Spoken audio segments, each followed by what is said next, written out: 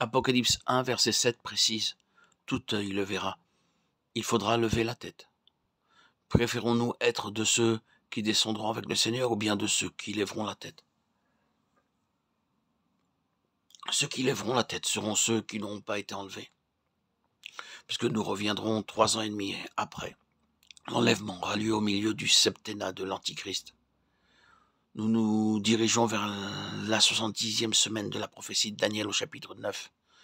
Donc, les 7 ans et l'Antichrist, ceux qui ont marché ne verront pas la grande tribulation selon Apocalypse 3.10. Mais si nous n'avons pas été enlevés, nous passerons par là avec tout ce que cela comporte. Il y a des conditions très claires dans la parole. Il ne faut pas penser que nous partirons tous. La parole est formelle à ce sujet. Nous devons donner à Dieu toute la place. Christ est allé pour vous et moi sur la croix et il a tout donné. Il a prouvé son amour envers le Père et le Père a prouvé son amour envers nous selon Jean 3, verset 16. Dieu a tant aimé le monde qu'il a donné son Fils unique. Mais pour qu'il puisse donner le Fils, il a fallu que le Fils obéisse par amour envers le Père. Pour parvenir au but, nous devons montrer notre amour pour le Seigneur. Nos déclarations, le Seigneur les entend, mais il sait ce qui est vrai en nous. La preuve de notre amour est l'obéissance qui provoque la souffrance.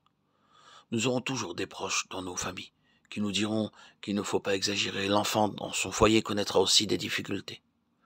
Je crois de tout mon cœur qu'il n'y a pas de croissance sans la souffrance. Plus la croix agira, plus nous serons conformes. La conformité dans la mort correspond à dire « je puis le faire, mais je ne le ferai pas. Je puis me retirer dans cette situation, mais je ne le ferai pas. Je resterai là. J'ai la possibilité de faire cesser l'épreuve. Mais la conformité implique que je reste là jusqu'à ce que Dieu me délivre.